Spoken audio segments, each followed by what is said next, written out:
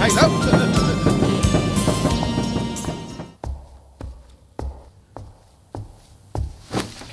Hoàng thượng vạn tuế, vạn vạn tuế. Thần ngự tiền chỉ huy sứ xin bái kiến hoàng thượng, hoàng thái hậu và công chúa. Thần đã hoàn thành nhiệm vụ trở về, xin phụng mạng. Bình thân. Tạ ơn hoàng thượng. Tâu hoàng thượng, sau đây là một câu chuyện lâm ly gây cấn, xin được trình lên hoàng thượng, hoàng thái hậu và công chúa. Hay lắm. Cho vào.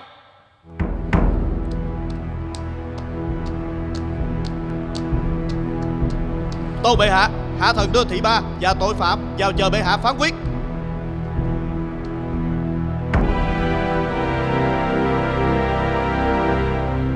Người này có phải là đệ tử của sư Huyền không? Hôm về kinh giảng pháp không? Bẩm hoàng thái hậu, đích thị là hắn. Nhưng tại sao huynh ấy lại ra nông nổi này? Thường Diệu, người hãy nói cho công chúa nghe đi. Ta bị các ngươi cấu kết vu oan, ta không có gì để nói cả. Trước sau gì ngươi cũng phải thú nhận hành vi bỉ ổi của nhà ngươi. Nhưng chứng vật chứng rành rành, chứ có phải bịa đặt được đâu. Thì ba, ngươi hãy kể lại Thường Chiếu đã làm gì ngươi.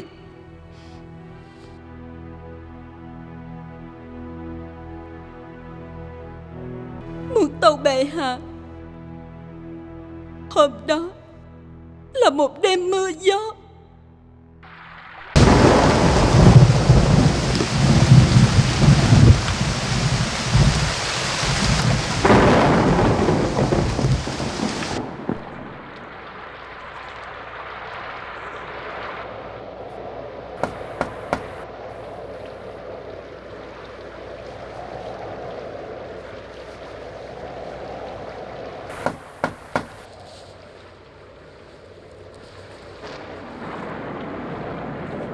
Mở cửa, tôi đem thuốc cho uống nè.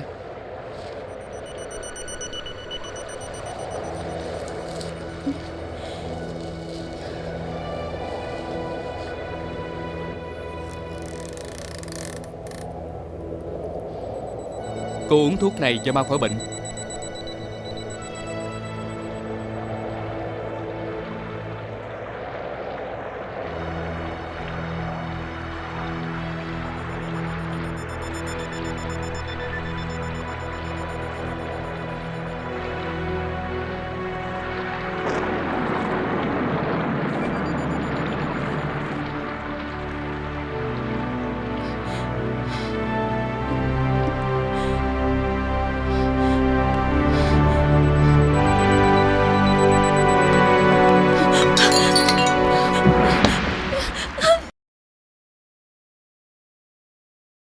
Cho nên là nhiều khi á, bởi vì chị cứ suy nghĩ hoài á, là chị suy nghĩ là đôi lúc sẽ có những bộ phim khác, những cái giống như Hùng sẽ có những bài hit khác, đúng không? Sau đó Hùng cũng ra quá trời bài hit luôn.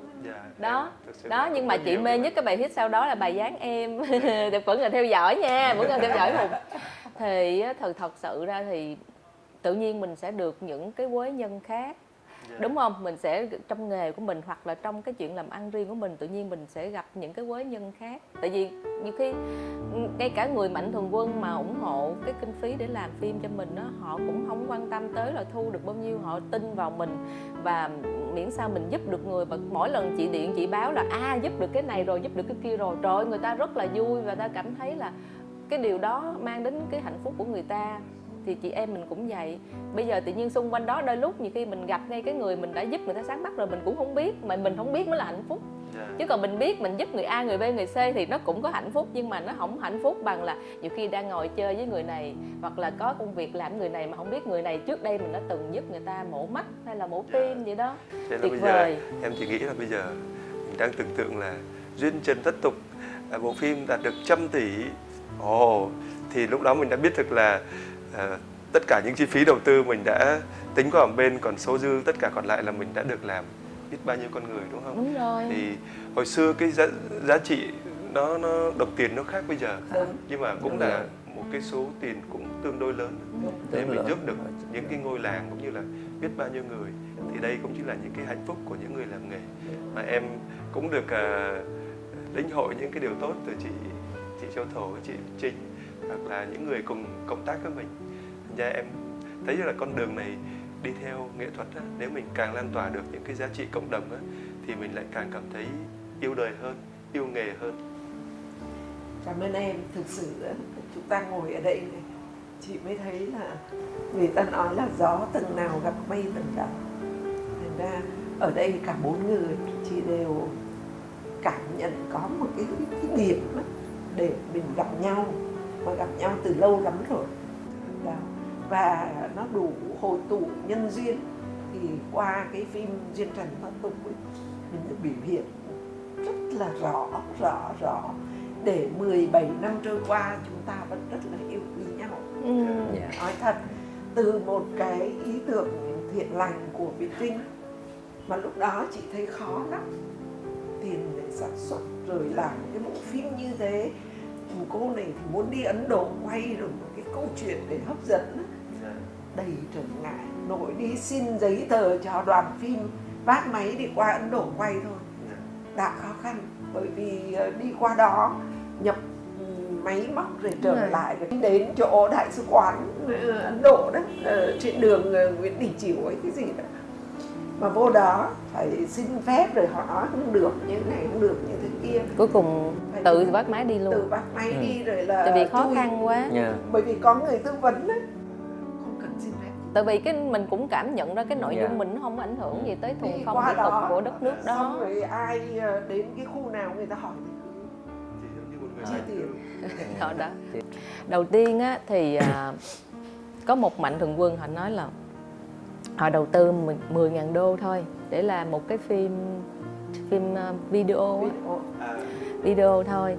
Thì sau chuyến đó thì khi mà chị đặt vấn đề chị Châu Thổ rồi thì cũng tính làm cái phim video thôi. Chị mới đi qua bên Ấn Độ. Chuyến đó chị đi có một mình chị đi với lại một cái đoàn du lịch. Cái xong tự nhiên cái bữa đó đó là chị đến nơi là Bồ Đề Đậu Tràng, chỗ mà cây bồ đề mà Đức Phật ngồi giảng đạo đó đó. Ngồi thiền 49 ngày. Ngồi thiền 49 ngày. Đúng gốc cây bồ đề. Đúng gốc cây bồ đề đó luôn. Thì lúc đó là chị nhớ mùa đó đi nó hơi lạnh lạnh mà nhiều Phật tử khắp nơi rồi quý thầy quý cô khắp nơi tới lắm. Thì bữa đó chị nhớ có trăng nữa.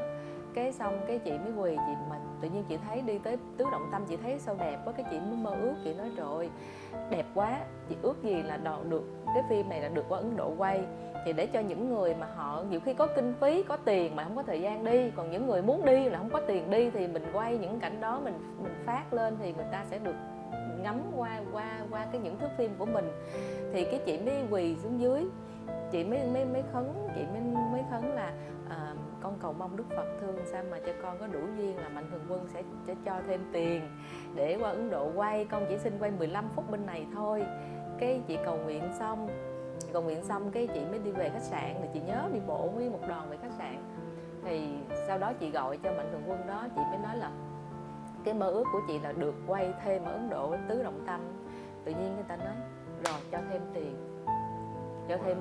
cho thêm tiền làm qua Ấn Độ quay luôn. Mà lúc đó là cho là thành 100.000, có nghĩa là từ 10.000 lên 100.000, làm phim nhựa luôn. Trời ơi, em biết lúc đó là di chuyển mà đi trên tàu lửa của Ấn Độ rất là ồn.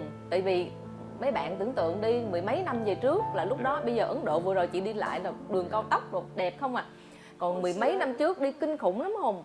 Là chị phải ngồi trên cái tàu lửa mà y như là một chiếc xe hàng mà nó ôm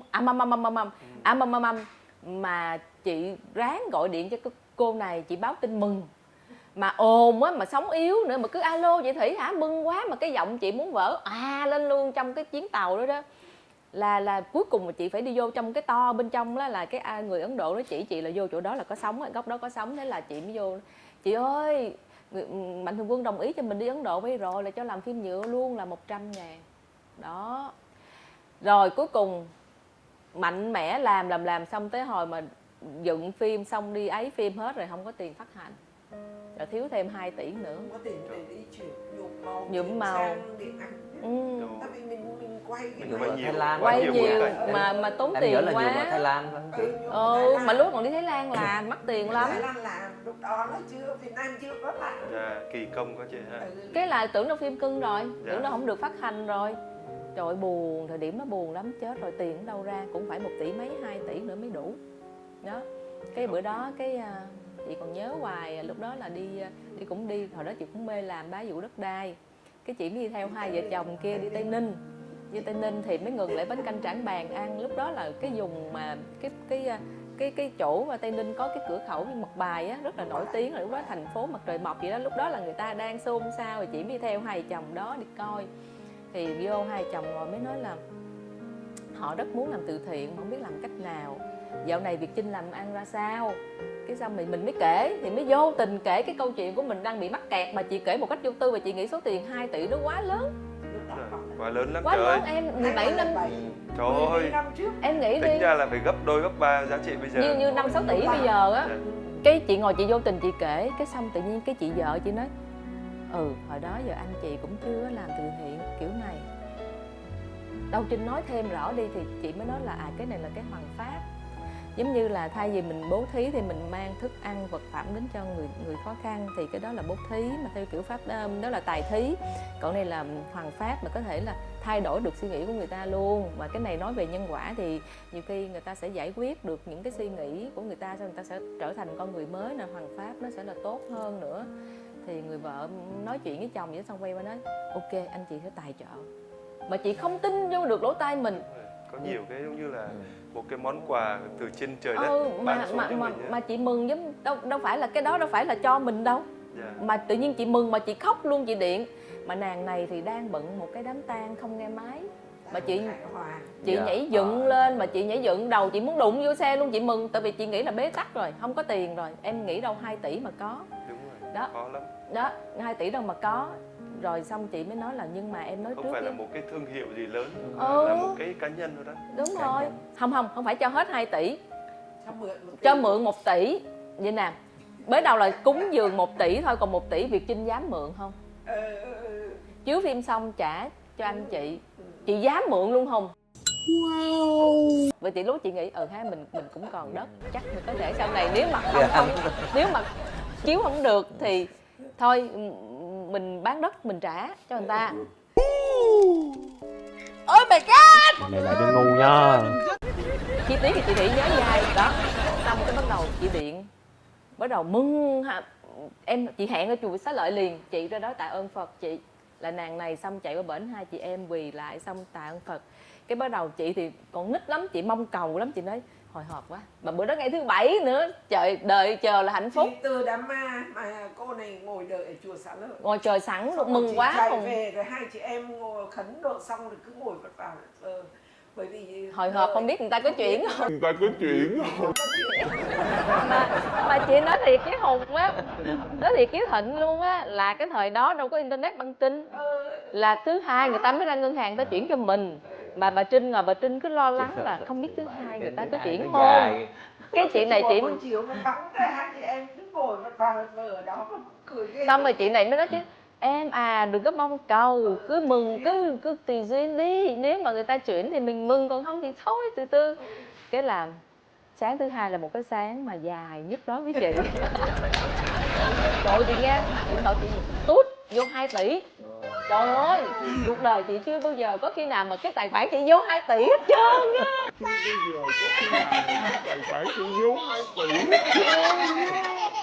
Cái này cũng là một cái hạnh phúc và không bao giờ quên được. Rồi, chị đâu có để 2 tỷ nó nóng trong tài khoản chị, sợ nổi máu tham với lại 1 tỷ xài sao. Thế là điện chị ơi tiền vô rồi, chị ơi tiền vô rồi, mừng quá vì người ta giữ lời hứa. Mà chị la hét lên như một đứa trẻ mà được quà. Thế là lấy số điện thoại của công ty Sena, chị ra ngân hàng chị chuyển cái rụt vô luôn, chị không dám giữ, đúng không, chị cứ rụt vô luôn. Cho nên kể cho nghe vui lắm. Cái thỉnh thoảng cái bắt đầu giai đoạn này giai đoạn kia, thỉnh thoảng cái bắt đầu cái người vợ mới điện hỏi em ơi tình hình sao rồi, bắt đầu mình sợ đòi nợ không à. Cái mới kể từng giai đoạn, từng giai đoạn. Xong cái hình như phút cuối đâu còn thiếu 300 mấy triệu đúng không ta? Có một cái khúc nào đó nhưng mà cuối cùng mình cũng tròn được. Xong chị mới kể bây giờ bữa nay là đó, chị cũng kể tên tụi em vô nữa, em với Nguyễn Phi Hùng rồi đi hát ở đây nè, bán vé đây nè, giúp được chỗ này chỗ kia kìa.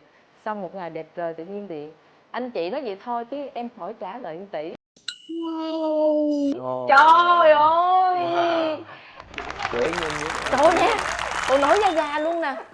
Thôi anh chị nói vậy thôi chứ em khỏi trả lời 1 tỷ. Chị ha, thực sự là Mà tại vì họ cũng biết mình làm thật đó không? Chị update đầy đủ thông tin cho người ta luôn nào là bữa nay làm đâu nè, bữa nay là xong rồi chị nhờ chụp mấy cái hình khán giả đang đi coi phim rồi xong rồi đi làm từ thiện, rồi chị chuyển cho người ta coi là mình có làm thật này nọ đó. Thì cái người Mạnh Thường Quân trước là họ hiểu mình rồi, còn cái người này là người mới đó. Vậy cuối cùng là nói thôi anh chị nói vậy thôi chứ em khỏi trả lời 1 tỷ, để cái tiền đó làm từ thiện luôn đi, không có cần trả lại đâu. đúng Đó rồi. Cái điều ước của chị, cái tâm nguyện người phát tâm là chị, và sự cộng hưởng là của mọi người. Nhưng em thấy cái hành trình mà để có được một cái số vốn như vậy, phải nói là đều là những cái tấm lòng, phải nói là phi thường. Trong giai đoạn đó mà kiếm được một cái khoản tiền đó là thiệt luôn rất á là Hùng.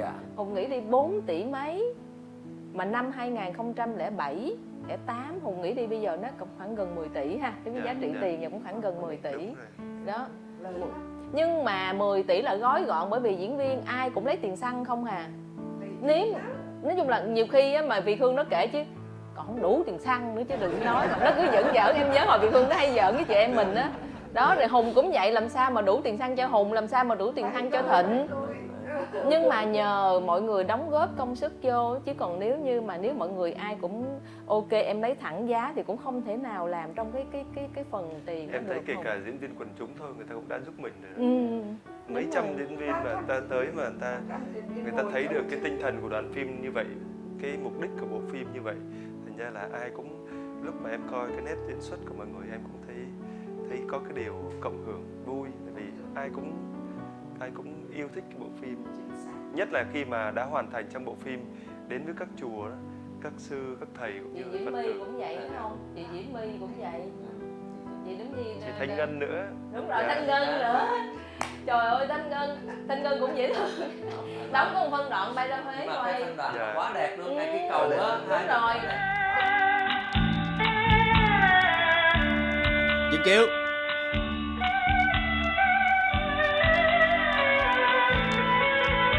Sao lại không đi tiếp? Bẩm quân chúa, bên cây cầu công chúa Ngọc Nga không chịu nhận đường, nhất quyết bắt ta phải lui lại. Ả Ngọc Nga này xem thường ta thật. Tưởng là công chúa, muốn làm gì thì làm sao? Ta không lui.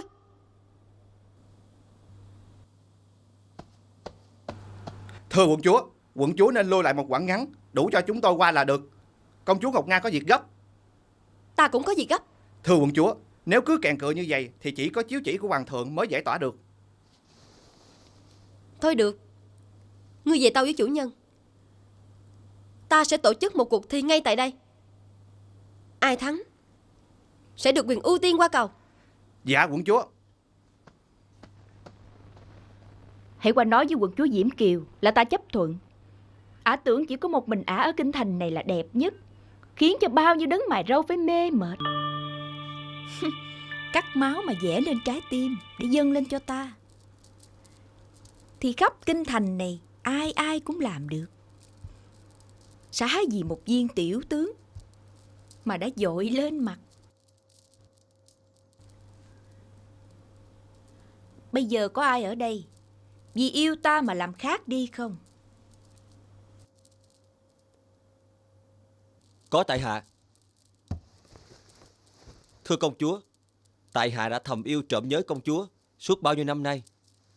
Ngón tay này, tại hạ đã cắt máu, viết lên nhiều bài thơ để dâng tặng công chúa. Đây. Công chúa hãy nhìn xem. Máu và tình yêu của tại hạ. Nhà ngươi thấy không? Bên kia, người ta đã lấy máu mà dâng lên trái tim. Nhưng ta không cần nhà ngươi dâng lên những bài thơ. Ta cần cái ngón tay đã viết lên chúng. Thưa công chúa, tại hạ xin sẵn sàng dâng hiến ngón tay này lên công chúa. Miễn là công chúa thấy vui là tại hạ mãn nguyện rồi. Cho ta mượn thanh gươm.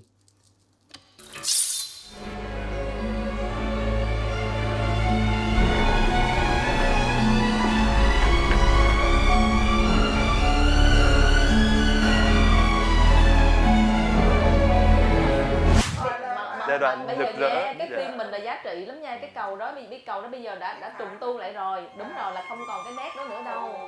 Dạ, nhưng mà em thấy hai bên bây giờ đã sửa rồi, không còn cái coi nét như đó người nữa ta đâu. che luôn cả hai bên luôn rồi. Đúng rồi. Rồi mấy người Ta già bảo tồn người đó lại rất là á. nhiều. Người ta bảo tồn lại, lúc mà tụi mình đi quay là vẫn Đẹp ha, còn nguyên sơ mà nhìn nó rất là cổ kính. Qua câu chuyện của người Trinh kể nhé, để chị nói khẳng định lại, và chị có tu tập sau mười mấy năm á, thì cái điều mà em nói với chị là hoàn toàn đúng. Về cái năng lượng thu hút hồi đó em có nhắc với chị một cái chuyện là khi cái năng lượng mình nói như cột thu lôi ấy, thì thực sự Việt Trinh là cột thu lôi tỏa quá nhiều cái năng lượng thiện lành lúc đó, và đã tạo một cái sức hút thành ra nó rất là nhiều cái năng lượng nó quay xung quanh đó, thì nó mới thành tựu được một cái việc lớn như vậy.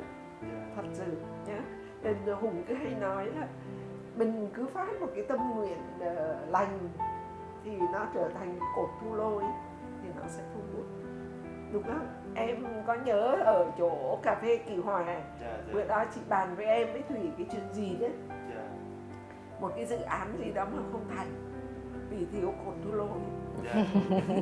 Quan trọng lắm chị. Quan trọng. Nhưng mà em chỉ thấy một điều là trong cái quá trình mà tham gia á, thì đó cũng là những cái giai đoạn mà chị Triệu Thổ được sống trọn vẹn nhiều cảm xúc. Trong lúc mà ra trường quay, lúc nào chị cũng được chị Trinh coi như là chăm chút cho đến bây giờ luôn. Lúc nào cũng giống như em bé vậy đó, lúc nào cũng được cưng chiều, và chị cảm thấy rất là hạnh phúc, lúc nào ra cũng thấy nụ cười.